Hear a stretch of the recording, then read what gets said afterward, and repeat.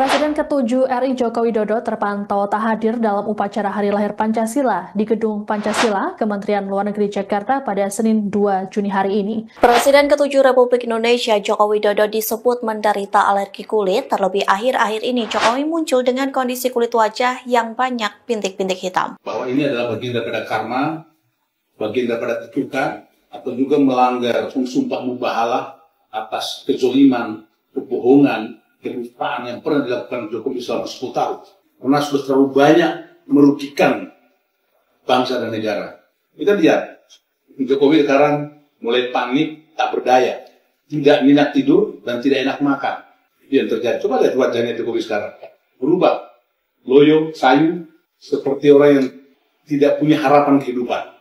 Kita melihat miris ya Mas Hersu, tampaknya Pak Jokowi memang sedang menuai badai. Nah ini malah nggak ikut upacara Hari Lahir Pancasila ini Pak Jokowi. Tampilannya Pak Jokowi bagaimana? Karena belakangan ini banyak sekali spekulasi tentang kesehatannya Pak Jokowi. Silakan mengkonsumsi obat penenang. Kira-kira itu kalau nasihat para psikiater. Jadi sekali lagi para buzzer atau para pendukung Jokowi ini juga bingung apa yang mau dieksploitasi untuk meringankan beban psikologis Pak Jokowi. Kabar terbaru Jokowi disampaikan ajudannya yakni Kompol Syarif Muhammad Fitriansyah yang mengaku Jokowi tidak hadir dalam acara upacara Hari Lahir Pancasila di Istana pada Senin 2 Juni. Ketidakhadiran Jokowi karena masih dalam proses penyembuhan dari alergi kulit yang diderita. Tapi soal ini mungkin dia tidak pernah menduga ya bahwa arah serangan kepada dia itu justru dari situ. Gitu.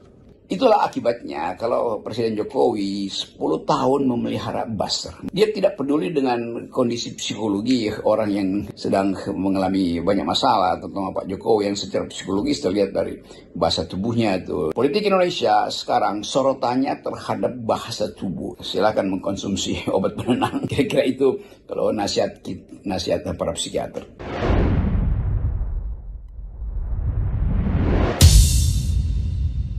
Diketahui, tampak dari kamera warna kulit wajah Jokowi lebih gelap dari biasanya.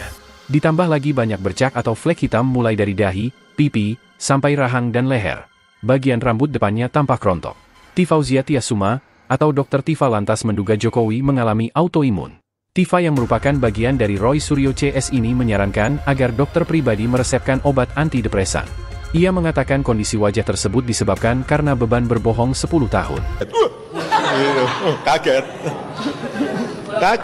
Kaget itu aja. Wah. Ya, yang diingat orang adalah Presiden Jokowi itu pembohong dan itu pun dinobatkan oleh media asing sebagai King of Inconsistency gitu, atau raja tipu, kira-kira begitu yang diolok-olokkan pada beliau. Dan itu memang ada faktanya bahwa Pak Jokowi dari awal sudah berbohong soal SMK. Sekarang berapa sih harganya yang bisa dijual nanti? Hitungan terakhir 95, tapi nanti kalau sudah produksi massa tentu saja ada rekalkulasi lagi. Tetapi yang kita juga sekarang ini bingung, pesanan sudah kira-kira lebih dari 6.000. Dan pada kapasitasnya setelah uji emisi, setelah nanti sertifikat uji tipe ini kami pegang, perkiraan saya bisa 3 sampai 4 kali lipat yang pesan. Padahal kemampuannya baru 200-300. Kira-kira 200 sampai 300. Jadi kalau Mas Tommy mau pesan sekarang, nunggunya 3 tahun. Begitu sangat istimewanya mobil ini. Presiden mau membuat pabrik sendiri, bikin mobil SMK sendiri, yang bener aja. Kamu itu gimana? Gimana? Loh, itu urusan orang industri, urusan saya, urusan apa dengan produksi SMK itu? Nggak ada urusan, nggak ada. Presiden mau membuat pabrik sendiri, bikin mobil SMK sendiri, yang bener aja. Kamu itu sudah berbohong soal apa lagi? Ekonomi akan tumbuh 10%. Nanti mulai agak meroket itu September, Oktober, November, Desember, gini-gini. Ngebut Final Space Station crew compartment that brings a bay. Sudah berbohong soal tidak akan ada lagi orang miskin dalam 10 tahun ke depan. Menurunkan tingkat pengangguran dengan menciptakan 10 juta lapangan kerja baru selama 5 tahun. Dan bantuan dana 10 juta per tahun untuk UMKM atau koperasi.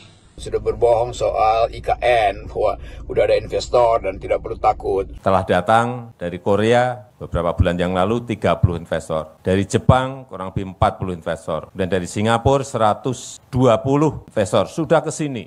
Kemarin juga baru saja dari Uni Emirat Arab juga datang. Setelah datang langsung nemuin saya.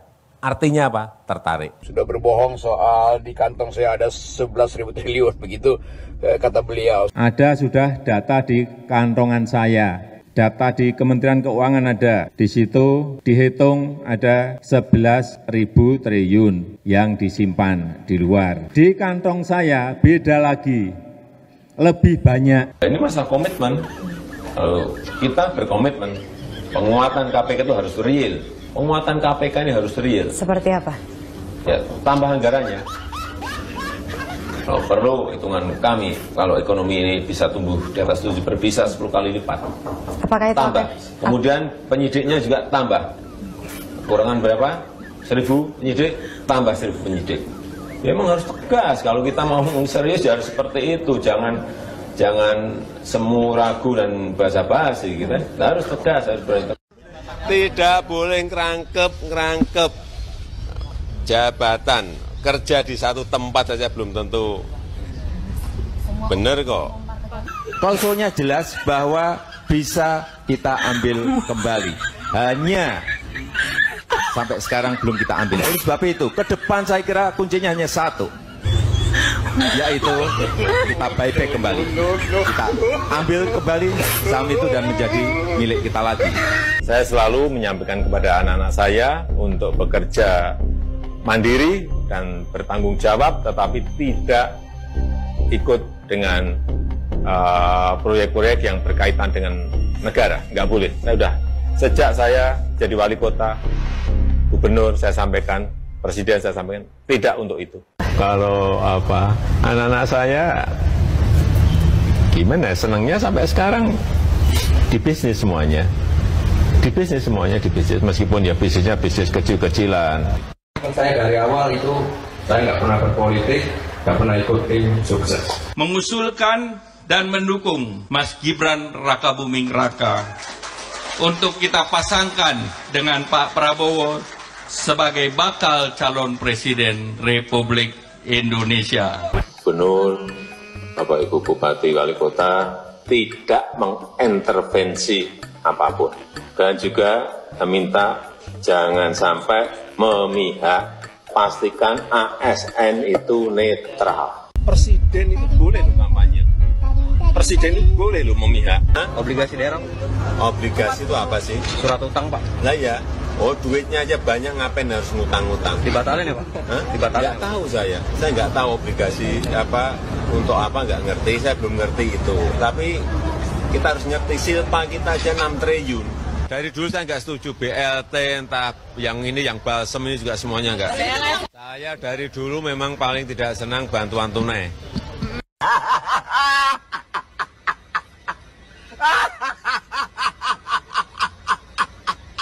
Bahwa ini adalah bagian daripada karma, bagian daripada ketukan, atau juga melanggar sumpah mubahalah atas kezoliman, kebohongan, kenistaan yang pernah dilakukan Jokowi selama 10 tahun sebagai Presiden Republik Indonesia. Dan tentunya sebagai rakyat Indonesia, saya secara pribadi berharap Jokowi baik-baik saja, sehat-sehat saja. Drama ini jangan cepat berakhir, karena sangat menarik cerita tentang Jokowi ini, karena ujungnya nggak ada habisnya. Karena sudah terlalu banyak merugikan bangsa dan negara. Kalau apa yang saudara rasakan sekarang berujung hal yang buruk, maka tentunya drama ini berakhir. Dan masyarakat Indonesia tidak menginginkan itu. Masyarakat Indonesia termasuk saya secara umum yang berakal sehat ingin melihat saudara Jokowi sehat sehingga bisa menghadapi semua proses-proses dugaan-dugaan kepalsuan, kebohongan yang sebentar lagi akan terungkap. Sehingga kita semua menyaksikan bagaimana proses itu berjalan yang akhirnya mengantarkan saudara Jokowi masuk ke pengadilan, kemudian atas kesalahannya dipenjarakan, dan tentunya harus dimiskinkan karena rakyat selama ini banyak menjadi korban kebijakan-kebijakan Mas Jokowi yang begitu luar biasa merugikan rakyat. Kita lihat, Jokowi sekarang mulai panik, tak berdaya, tidak minat tidur dan tidak enak makan. Itu yang terjadi. Coba lihat wajahnya Jokowi sekarang, berubah, loyo, sayu, seperti orang yang tidak punya harapan kehidupan. Salam waras, salam nasional sejati. Assalamualaikum warahmatullahi wabarakatuh. Berjumpa lagi bersama saya di Mas TV Channel. Ada sebuah berita yang cukup mengejutkan ya, dan juga cukup ya sedikit kontroversial lah. Dimana kemarin itu Pak Jokowi tidak hadir dalam hari memperingati kesaktian Pancasila ya, dimana di situ ada Ibu Megawati ya, dan juga ada para wapres terdahulu, pokoknya ya mantan presiden dan mantan wapres semuanya ikut hadir lah, tetapi tidak ada Pak Jokowi di acara tersebut ya.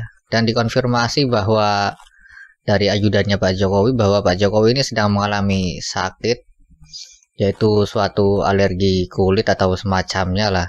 Dan ini menuai berbagai ya spekulasi dari netizen ya, dan terutama dari Dr. Tifa di sebuah akun X-nya. Dia mencuit bahwa mengatakan bahwa Pak Jokowi ini nampaknya terkena autoimun ya, yang dilihat dari ciri-cirinya ada bercak-bercak di sekitaran wajahnya, lehernya ada bercak-bercak hitam gitu kan. Dan ya namanya netizen sedang berspekulasi, ada yang mengatakan bahwa sedang terkena karma lah, terkena inilah itulah ya, wajar-wajar saja dan boleh-boleh saja, namanya juga orang berspekulasi dan berpendapat ya. Dan ya mungkin juga karena kelelahan dan kurang istirahat, atau karena faktor cuaca kan ya. Jika menurut Bung Rocky ya mungkin karena stres menghadapi isu ijazah yang semakin hari semakin panas dan semakin rumit ya.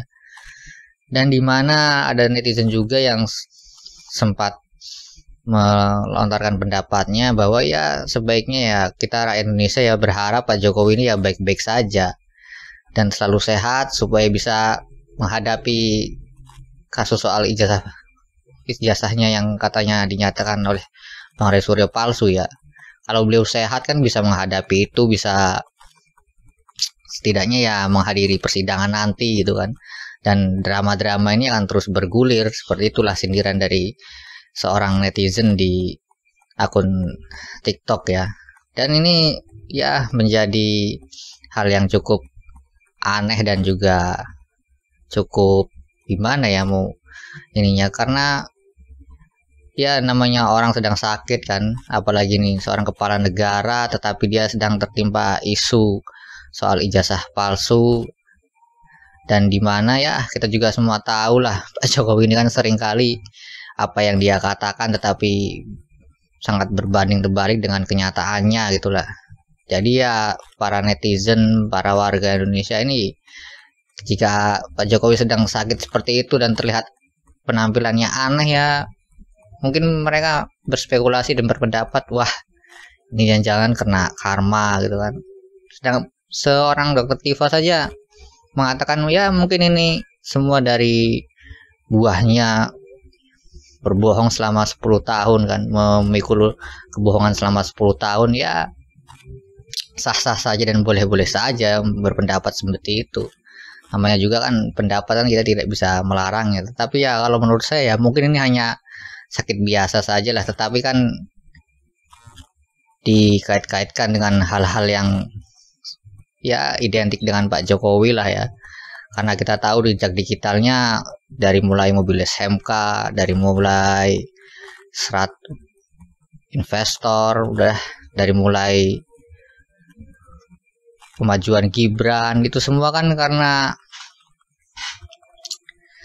Pak Jokowi mengatakan hal yang tidak sebenarnya lah. Dia mengatakan bahwa ada beberapa ratus mobil SMK yang siap untuk dipasarkan, nyatanya sampai saat ini tidak ada. Istilahnya menjadi mobil goib. Katanya ada investor dari Korea, dari Jepang, dari Singapura, nyatanya sampai saat ini tidak ada satupun investor yang masuk ke Indonesia. Dia mengatakan bahwa Gibran itu belum siap, belum cocok untuk maju menjadi wapres. Nggak taunya ya maju juga dan akhirnya terpilih gitu kan, dengan kontroversialnya tersendiri gitu. Ya ini semua kan sebenarnya ya akibat ulah Pak Jokowi sendiri. Kalau dia bisa menyatukan omongan dan juga kenyataannya, ya mungkin rakyat Indonesia, para netizen saat Pak Jokowi mengalami musibah, sedang sakit seperti ini, ya mungkin banyak yang prihatin dan juga mendoakan akan kesehatannya Pak Jokowi semakin membaik gitu ya, tidak malah berspekulasi dan ya istilahnya mengkait-kaitkan dengan hal-hal yang buruk lah. Tetapi ya kita semua tidak bisa mengendalikannya, namanya netizen ya bebas berpendapat dan itu hak mereka. Dan bagaimana menurut pendapat kalian soal berita yang cukup aneh ini? Silahkan tulis komentar kalian di kolom komentar. Wassalamualaikum warahmatullahi wabarakatuh.